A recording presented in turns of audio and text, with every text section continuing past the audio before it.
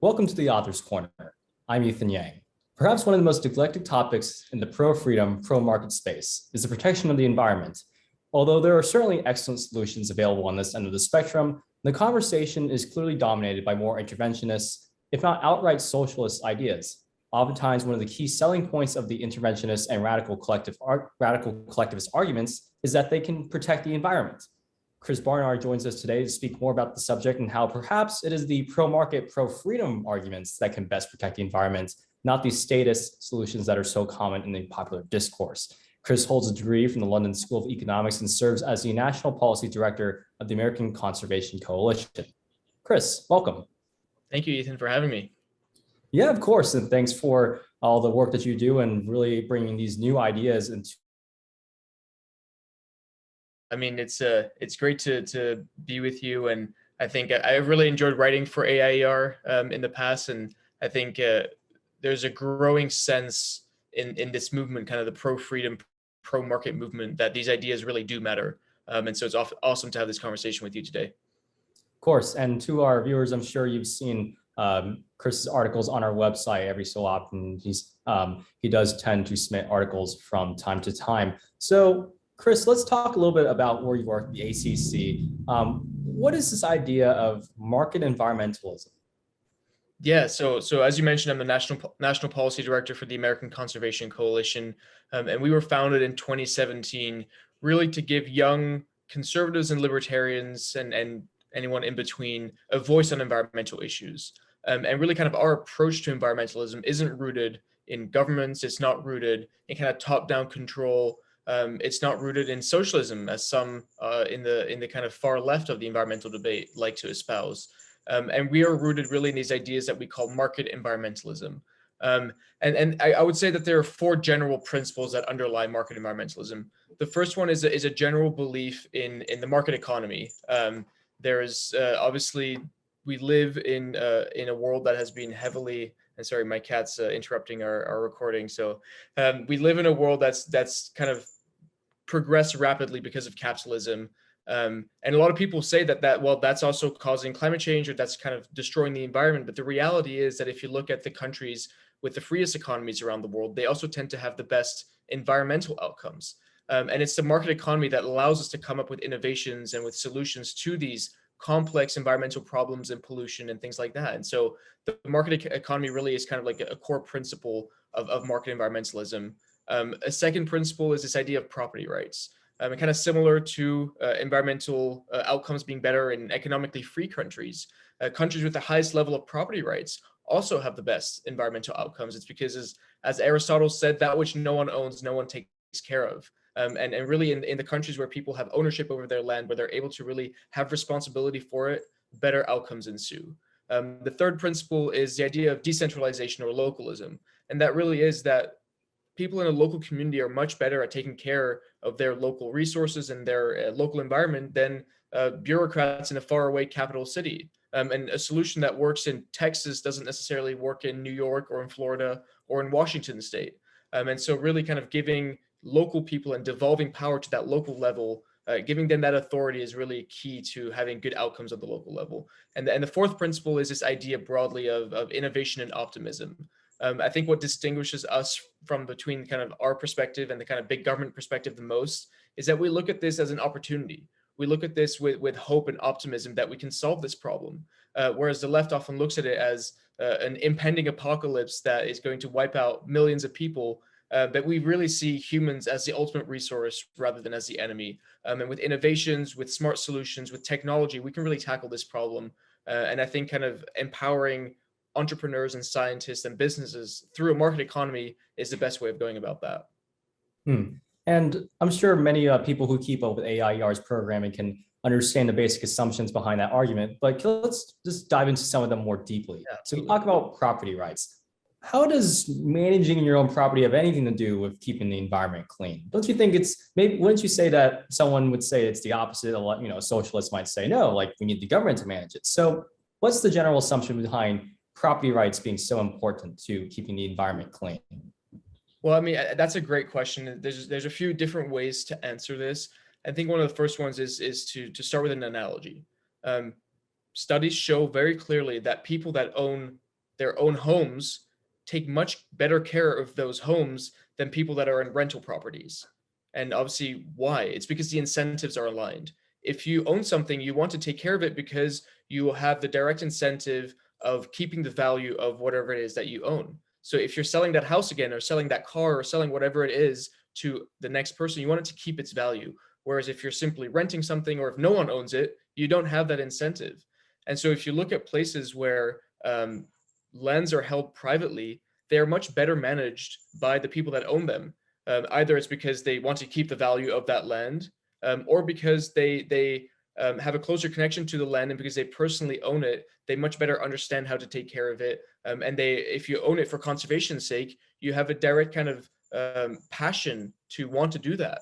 And unfortunately, we see in areas that are not owned privately, you have kind of this tragedy of the commons where everyone just goes resources as possible before other people can go in and do that. And so you have this kind of race to the bottom where where environmental outcomes get degraded to the bottom, and you don't actually have good outcomes.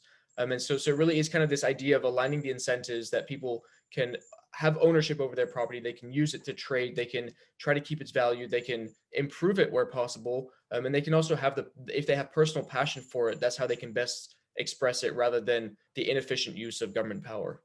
Hmm. And let's blend in some of those principles. So you talk about decentralization, you talk about markets, you talk about innovation. How does a more decentralized market approach fare better than the traditional, the state needs to regulate all this stuff, the more central top-down approach? I'll give one example, and I'm sure many of the listeners here know who Elinor Ostrom is. And she Hmm. was the first female Nobel Economic Prize winner. And she did a lot of work showing how actually, in the absence of government control, local communities were very good at tackling environmental problems themselves and managing their shared resources. And so one example of that was in a fishing town in Turkey. And they realized that their fishing stock was getting depleted because of this problem I was talking about, the tragedy of the commons. Everyone was trying to fish as much as possible because they wanted to make sure that they didn't lose out compared to the other fishers. And so what happened is there was no government regulation that came in and fixed it. There was no kind of government diktat that told them what to do. They came together because they realized it was not sustainable for their community. And what they did is they created a rotational fishing calendar where on each day you can fish somewhere different. And that gives an incentive for people to not overfish because they will eventually return to that same spot and they want to be able to continue fishing. And B, it also gives them an incentive to keep an eye on each other, to hold each other accountable, because again, they would otherwise be putting each other's livelihoods on the line. And so this is a prime example of how, in a decentralized manner, a local community is much better at tackling a problem than a faraway bureaucracy. And really kind of the central reason for that is kind of what Hayek termed local knowledge. And a bureaucrat in Washington, D.C. does not understand the specific dynamics of a fishing town somewhere in Florida or Louisiana or wherever it may be, but the people in that town do. And so they're much more efficient at tackling the problem. They understand the dynamics, and they also have the incentives to both protect the environment and their resources, as well as growing their economy and making sure that they can sustain themselves. So I think that's just really a prime example of how these dynamics work together. Hmm. And one more point before we move on. You talk about innovation, and to us, this is common sense. Like, who doesn't like innovation? But why is it the free market crowd that's usually pounding the innovation point? You don't really hear it that much from the intervention side. So can you explain to us, what do you mean by innovation and technology will lead to a better environment? How will that save society? Right. So I think you have to kind of go back to one of the inherent features of capitalism to discuss this. And that's whoever can generate the most profits in a market wins, right? That's kind of pretty basic. That's how you beat your competition. That's how you stay on top of the market. But one of the best ways to keep high profits is to minimize your resource input into a product. So for example, before, when kind of we created those Coke cans, those aluminum Coke cans, for a long time, there was a lot of aluminum in them because we just created them, and that was kind of the best way to do it. But then over the years, we reduced the amount of aluminum in a Coke can by 90% because the kind of Coca-Cola and those companies realized that if they use fewer resources to create a can, they have more money and profit because they're not putting as much overhead into it. And so that's just a small example of how there is a constant incentive in capitalism for innovators and entrepreneurs to use the fewest resources possible to generate the greatest profit possible. And so what happens, you actually see that out of the 72 raw resources tracked by the US Geological Survey, we've reached peak stuff of 66 out of them. We're actually growing our economy while using fewer resources exactly because of this dynamic. We found ways to create economic value without having to pour a ton of different resources into it. And I'll just give one more example on this. Like, for example, my iPhone, and I'm going to pull a Yaron Brook. He always pulls his iPhone out when he's talking about something. But so my iPhone it's not just a phone, right? At the same time, it's an alarm clock and it's an iPod and it can be a TV and it can be a watch and a speedometer. And it can be so many different things that would take up a huge amount of resources. But right now, in this small little block has as much computing power as the first spaceship that we sent to the moon, right? And that's innovation at work. And because of that, we use fewer and fewer resources to create these products. And that's because of innovation. And it's because there's that profit motive for entrepreneurs to make money off of doing these types of things. And that gets lost in this conversation. And I guess part of it is that it's completely unconscious, right? And whoever invented the iPhone didn't do it just because they want to save the environment. They want to make it so they can have the best phone, the most useful phone, most unique item of technology, and almost had nothing to do with the environment. But here we are, we've saved so many resources with using the iPhone instead of the however many devices that are actually encompassed by such technology. Another example is the USB stick, right? Imagine how many trees have been saved because we put our documents on a USB stick or save them on our computer rather than print everything. And it's not because we set out to save the trees, but it's because we became more efficient. And as a result, there's good environmental outcomes. So let's move on to one of your articles, your latest article actually with AIER. And so you talked about COP26. It was a recent international environmental conference. And you go after Greta Thunberg, the ever intelligent and very wise Greta Thunberg. For you used the word basically hating free market solutions. One of which you talked about how there's a global carbon market idea pitched at COP26, and you were talking about how she basically hated such free market solutions. So can you elaborate on what you meant by that? Yeah, so I guess I'll start by kind of describing what a carbon market is to kind of give context to this. So carbon market is essentially a voluntary marketplace where individuals or governments or companies can pay others to reduce carbon emissions and thereby reducing their own private carbon footprint.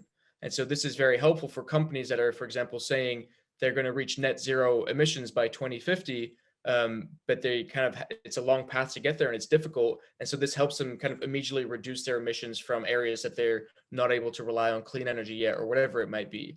And so it's actually a really smart way to connect these trillions of dollars in the world that want to offset their carbon footprint with the farmers and the ranchers and the kind of communities that can invest in planting trees or regenerative agriculture or restoring wetlands and ecosystems that help reduce carbon.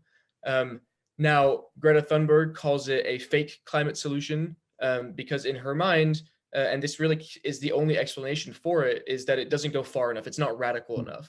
And kind of the cynic in me says it's because people generally on that side of the aisle, their preference is for sweeping policies that not only transform our environmental perspective, but also our societal and our economic perspective. And that's, for example, the Green New Deal. It is radical because it goes into every single part of our lives rather than just the environment or climate change.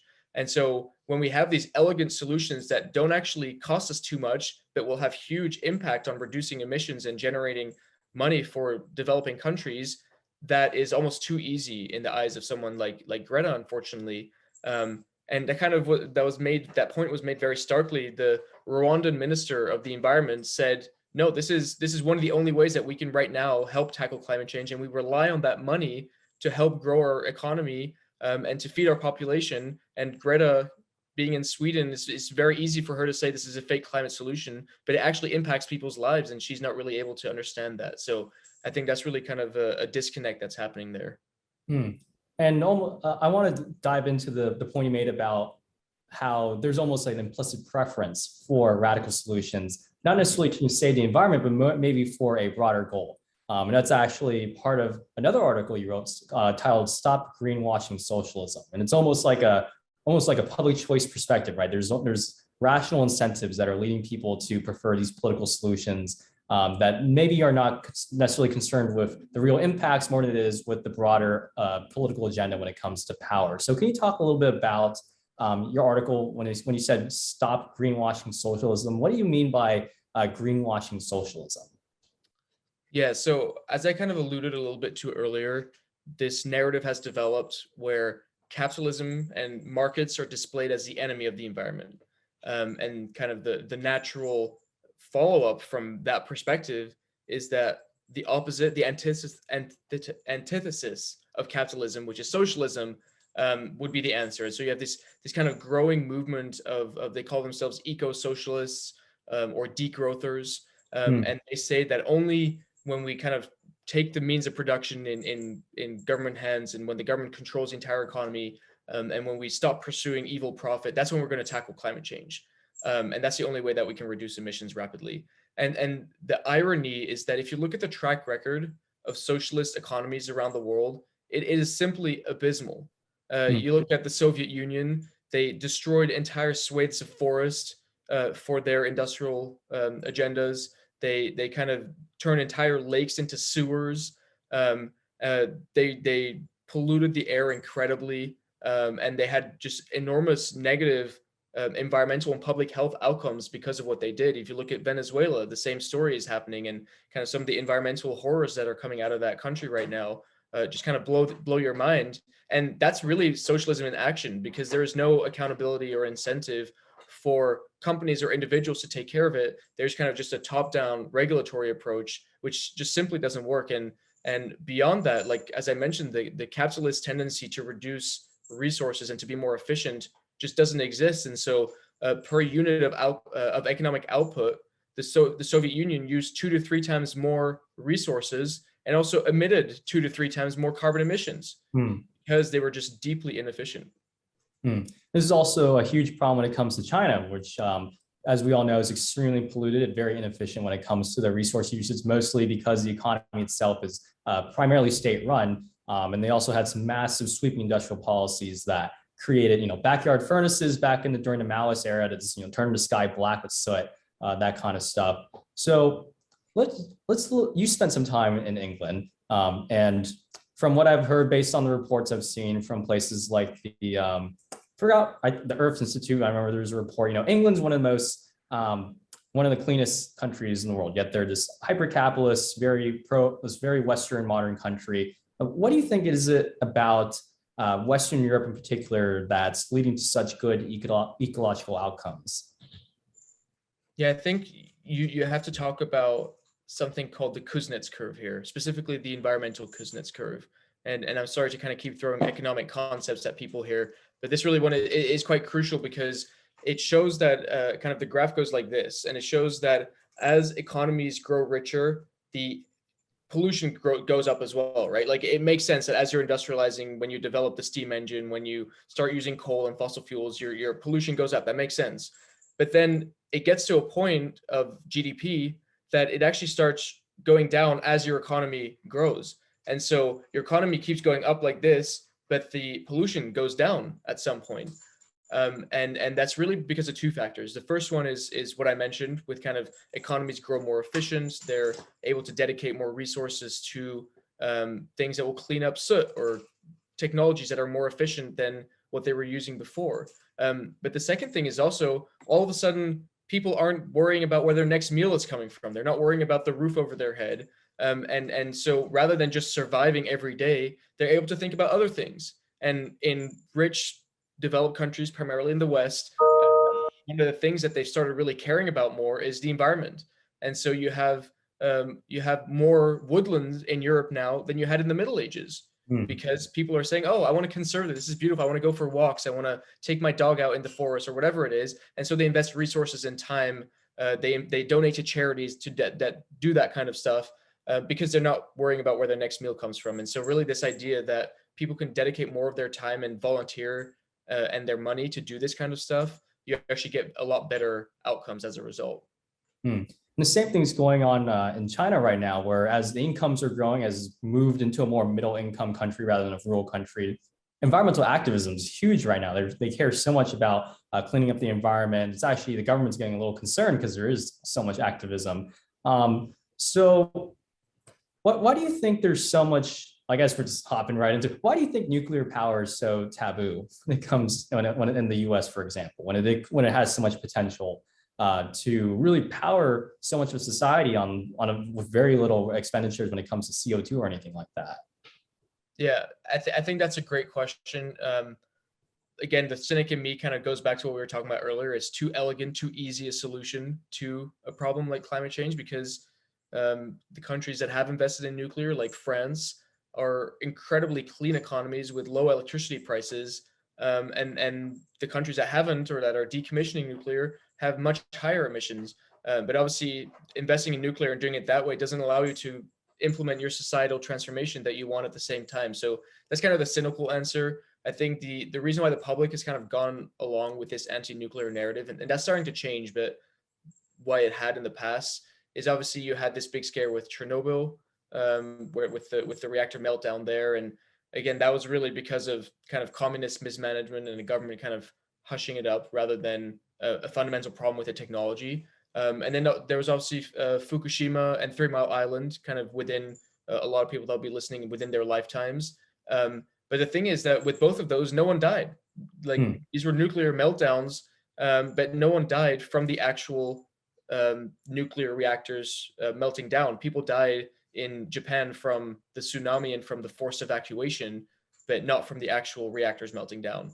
But there still has been kind of this emotional approach to nuclear energy where we equate it with the green goo that we see in The Simpsons, and there really is kind of like this instinctive fear of nuclear energy as a dirty radioactive source of energy, which is deeply unfortunate because it is clean. And actually, you produce less radioactive material from a nuclear plant than you do from burning coal, and people just don't know that. And so one of the things that we do at ACC is try to educate people on the benefits of nuclear energy as a clean source of energy, but also as a very reliable one that can reduce emissions at the same time as meeting our abundant energy demand. So that's really kind of one of the flaws in the mainstream environmental movement, and we're working hard to change that. And especially today, as nuclear power has progressed so much when it comes to the safety of the reactors. I know, like especially Fukushima is more recent, but Chernobyl and Three Mile Island now is more 20th century kind of stuff. But yeah, like I've read based on anecdotal stuff that I see in the news, like, it seems like the reactors these days are getting smaller, more efficient, safer. So the next topic, this is something I completely know nothing about, so I'd like to hear your opinion. So I'm either jumping off the deep end right now because I know what you're going to say, or if you can actually answer. Based on my conversation with you, you're a crypto investor, right? You're pretty into cryptocurrency, as we are here at AIER when it comes to studying it and sound money. One of the huge things I'm hearing these days is how Bitcoin's like not good for the environment, right? There's a lot of energy costs to go into it. So can you talk a little bit about the nuances when it comes to that? Is it really as bad as they say it is? Is there maybe a bright side to being so energy consumptive? Yeah, can you talk a little bit about energy use when it comes to cryptocurrency? Yeah, absolutely. And it's actually one of my favorite topics. So happy to talk about that. I think firstly, it's worth kind of mentioning why this narrative exists. And the reason is that in order to kind of mint new Bitcoins for this whole entire system to exist, you have to go through a process called mining, which is where computers solve complex mathematical problems to kind of the winner to solve that one the first mints a new Bitcoin. And that happens around every 10 minutes. But obviously, because the price has gone up, it's become very popular. There are more and more miners around the world that are investing money into this. And so in the algorithm of Bitcoin, it's built in that as more miners join the network to mint these Bitcoins, the mathematical problems they have to solve become gradually more complex. Obviously, a mathematical problem that is more complex requires more computing power to solve it. And so you have these computers that are using a lot of energy to solve these problems. And that's obviously the reason why environmentalists are saying Bitcoin is inefficient, it wastes a lot of energy, et cetera, because it is true that it consumes about as much energy per year as the entire country of Argentina. But that is not the whole story. If you actually look at the energy mix of Bitcoin, around 75% of Bitcoin mining has renewable energy as part of their energy mix. And up to around 39% of Bitcoin mining is fully reliant on clean energy, so does not produce any carbon emissions. And if you compare that to the US economy, that's more than twice as clean as the US economy. So if you want to go after Bitcoin, you also have to first go after the entire US economy, if you want to talk about what's cleaner versus not clean. But again, that's not even the whole story. One of the really cool things about Bitcoin is that it could actually help accelerate a clean energy future. And what I mean by this is, obviously we talk about wind and solar a lot in terms of these kind of energies of the future that will help us reduce emissions while meeting our energy demand. But the problem is right now they're intermittent, right? Solar, the sun doesn't always shine, the wind doesn't always blow. And one of the problems is that we're really struggling to match energy creation with energy demand. And so what happens is that sometimes you have just not enough energy when people are needing it. And so you're having to fill that gap with fossil fuels or whatever it might be. Or you have way too much energy, but it's in the middle of the night and no one's using energy at that point. And then what do you do with it? And actually, in 3 interconnected grids in the US, as an example, there's more delayed energy renewable capacity that is wanting to go online but can't be online than is currently installed because of these supply chain bottlenecks. Because there's already so much energy be created at times of the day when we can't use it, that adding even more to that would just completely blow the grid, because obviously you can't overload it with energy production when it's not leaving. But here's where Bitcoin could come in. As a miner, you don't have to like be in the same place at all times. All you need is a Wi-Fi connection and your computer material, your equipment. And so what actually is happening is that there are places where there is excess clean power, which is it's dirt cheap, but it's not going anywhere because there's no demand for it. That Bitcoin miners are actually going there and hooking up their technology to be able to use that excess energy to mine their Bitcoins. And the reason they do this is because that excess energy is so cheap, because there's no demand for it, that it basically means that these Bitcoin miners can use almost free energy to do their to solve their mathematical problems. And so as this happens more and more, the grid will be stabilized, because Bitcoin miners can just take off this excess energy supply whenever it exists. And this allows more and more projects to be brought online, because the developers don't have to be worried about their grids blowing when they produce too much energy. And so Bitcoin miners can actually really help be a kind of a missing part in that puzzle until other technologies like battery storage continue to develop. Thank you for that. It's actually something I've really just saw in the news. I think Elizabeth Warren's going off about how unsustainable Bitcoin is. And I guess back to your ulterior motives points, it's not just wanting more interventionist policies in the fiscal area in terms of regulation, but maybe even concerns about the sanctity of the US monetary system, and ulterior motives about being against alternative types of currencies. So I guess two types of motives coming together on that one. So we're just about out of time. Can you give us some takeaways about how can we reframe and reorient the conversation that is so skewed to the interventionist side when it comes to policymaking? How can we introduce more ideas pertaining to free markets into this conversation? Yeah, I think that people that kind of generally come from our side tend to own the libs with facts and logic. And there's certainly a place for education and telling people the correct facts, like I did about Bitcoin, for example, or some of the economic terms I was mentioning. But really, I think it is also about telling stories and kind of telling people that fundamentally, to tackle climate change, you need innovation and you need technology. And what's the best way of going about that? You have brilliant minds from America and around the world that come up with technologies to do that. You have innovators and entrepreneurs and scientists that are our best friends in this fight. And often the government actually gets in their way. It crowds them out, or it puts harmful regulations in their way that actually stop them from innovating. But actually, these people are our friends. And so if you look at some of the incredible technologies that are emerging from, you mentioned, advanced generation nuclear power, or carbon capture and storage, or hydrogen, or even wind and solar, a lot of these things are coming from businesses that are people with an idea that are trying to just implement this. And what we can do best is empower them and allow them to compete rather than stopping them from doing that. And so I think framing it in that way of telling a story of this is an innovation that is coming because of people doing something good and having a good idea rather than the government banning us from doing this or this or this.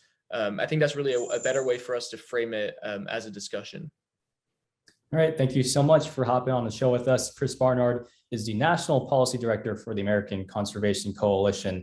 If you like what you heard today, make sure to follow AIER on all our various channels, such as YouTube, Facebook, Twitter, as well as check out our website at aier.org. If you really like what you heard and you want to support more cutting edge research and outreach, make sure to become a donor. All of that information and more can be found at aier.org. Chris, thanks for hopping on the show today. Thanks, Ethan.